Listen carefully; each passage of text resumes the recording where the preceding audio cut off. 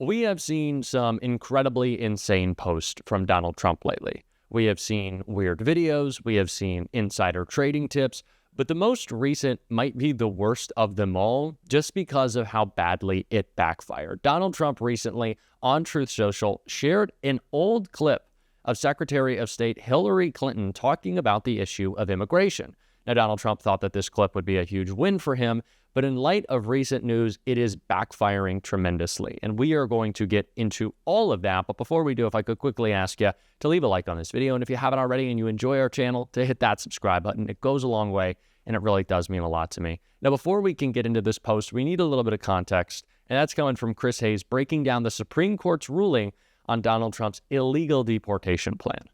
Good evening from New York. I'm Chris Hayes. We've got some big news at this hour. The Supreme Court has unanimously ruled against the Trump administration in a case regarding a Maryland man that the administration wrongfully arrested and deported to an El Salvador mega prison last month. His name is Kilmar Abrego Garcia. We had his lawyer on the program just this week. Just over a week ago, the White House admitted in court that Garcia's deportation was a result of an administrative error.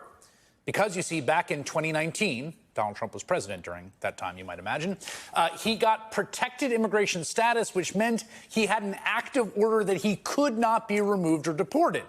And yet, he was rounded up by the Trump administration anyway, and after they admitted to it in court, they refused to do anything about it. Basically, their stance was, whoopsie, we made an oopsie, he's in an El Salvador supermax, you'll never hear from him again, what do you want from us? Well, just about 2 hours ago, the Supreme Court weighed in unanimously. They now say that a district court, which previously ruled in this case, can indeed instruct the Trump administration to facilitate Garcia's return home. It will not be immediate, but the court says the White House has to start taking those steps. Now, because he's not in U.S. custody, he's in the custody of a foreign government, El Salvador, there's still a lot of open questions here. But fundamentally, the core issue in this and related litigation swirling around this maneuver the Trump administration has taken has been this.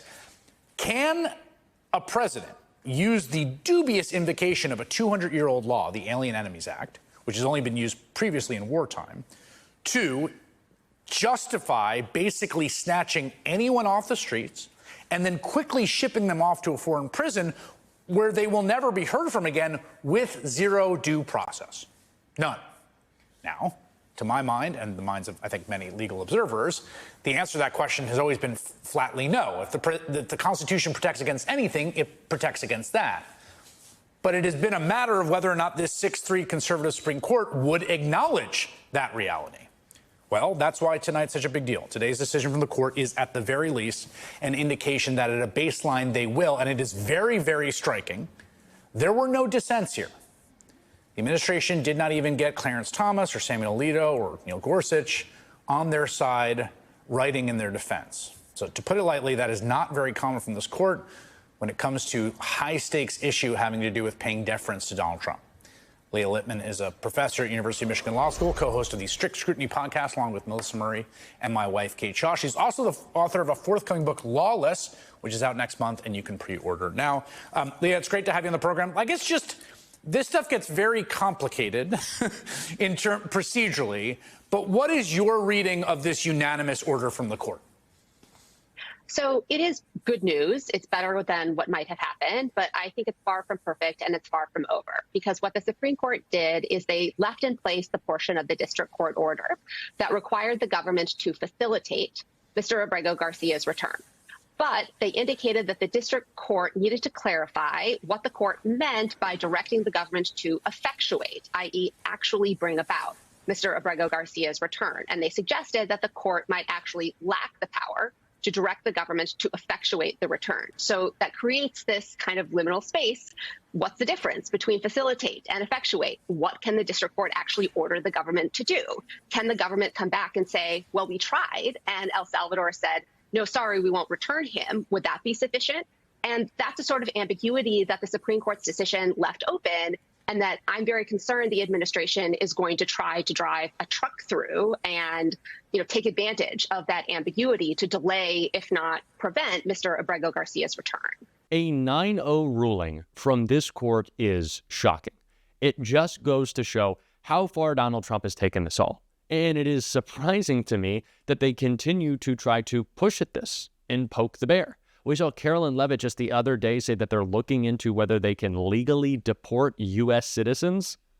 No, you cannot. It is so far outside the mainstream. We've gotten farther than far outside the mainstream. It is absolutely insane, which is why this post that Donald Trump made of Hillary Clinton, as we can see right here, this video he shared, is so weird. Now let's take a look at the video.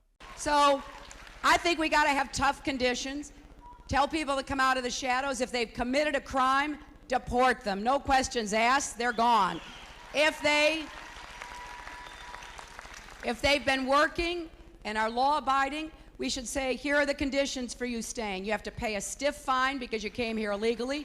You have to pay back taxes, and you have to try to learn English, and you have to wait in line.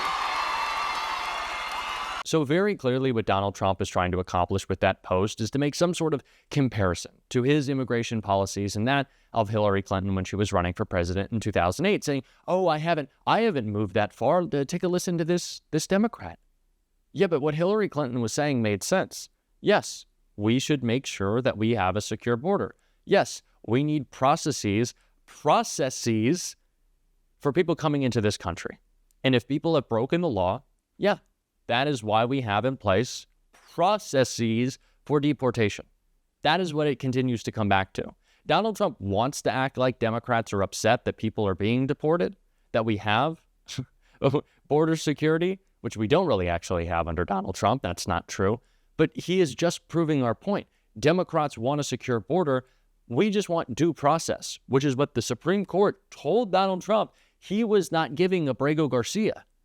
That's the whole point. He made our point for us. It's insane that he would post that and show, yes, Democrats are mainstream on this issue.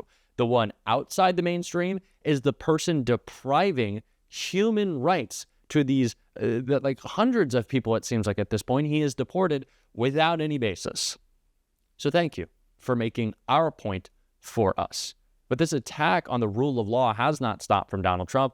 And we saw a great breakdown. It's hard to say great, but important breakdown of that from Rachel Maddow right here. This is one of the anti-democratic bright red lines that I've been waiting for the Trump administration to cross. The president ordering his prosecutors to go after named people who displease him. Like, we're there. What do you think the response should be now that this has happened? Well, in some ways, this is the most disturbing of the executive orders that he has signed. Everybody needs to understand executive orders do not have the power of law, and yet they can move parts of the executive branch. I would hope that lawyers, I assume that they have lawyers, will be as creative and as aggressive as they possibly can to forestall any investigation that might be taken. That might be a difficult thing to do. I'll have to look actually at what the terms are of the executive order. It may state a reason. I have not seen it. It may state a specific reason. He's not been shy in putting into his executive orders exactly why he is ordering these things.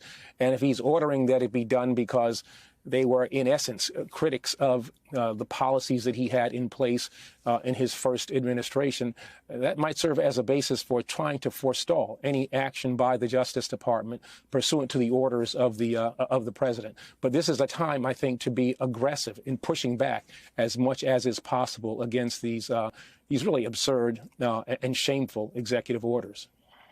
And thinking about putting together that kind of aggressive legal defense, that gets us right to the question of what's been happening with the president's efforts to, I think, shockingly successful efforts to intimidate law firms. And we've talked about this a little bit. I mentioned that your firm, Covington & Burling, was the first firm to be targeted by Trump. I know that your firm has signed a brief in support of another firm that is targeted by the president and that's fighting the executive order in court. But, you know, just tonight, the Wall Street Journal is reporting that 4 more big firms are nearing deals with Trump where they're going to do tens of millions of dollars worth of pro bono work for causes that he chooses, all in an effort to sort of appease him and keep him from criticizing them or targeting them.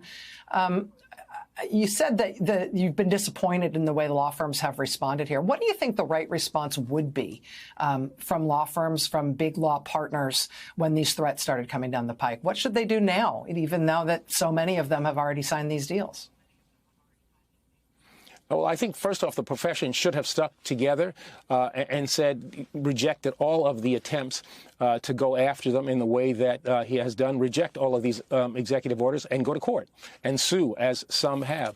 If we had stuck together, if we had all stuck together, these facially invalid, clearly unconstitutional orders would have had no impact on the profession and would have allowed the profession to proceed in the way that I expect that it would. It's unfortunate that some have decided to cut deals with the administration, some even before they were the targets of executive orders.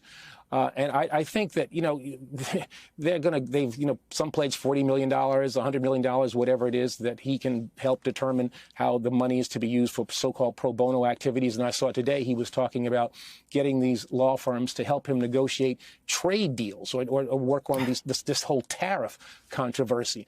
I'm not sure that they anticipated that, but that's what happens when you make deals with people like the president. You can't really tell exactly how you're going to be used.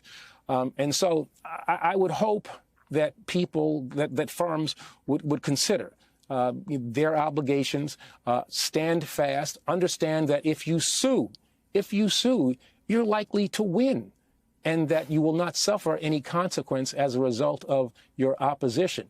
Now, it also means that other firms should not be trying to poach clients of firms that are the recipients of these executive orders, should not be trying to poach lawyers of the firms that receive these executive orders. The profession, these firms, need to stand together. But if we do, I think we ultimately win. And for those who make these deals, what are you going to say 5 years from now, when this is over?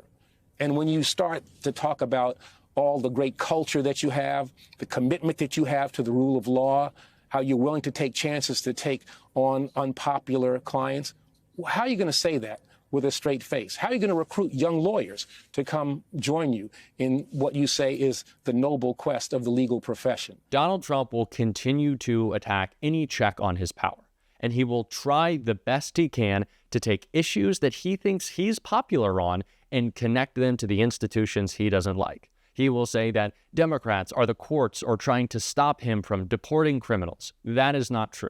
We are trying to stop Donald Trump from deporting people who are here illegally, who are members and important figures in their communities, who are loving parents, who are working here legally. Lawful permanent residents who Donald Trump has decided he can ship to torture prisons in El Salvador. Those people should not be deported. That is not outside the mainstream. Donald Trump is. And we have to call that out every single day. And if you want to support that, as always, you can hit that subscribe button, leave a like on this video, and if you stuck around to the end, you can drop a blue heart in the comments. And until next time, I'll see you soon.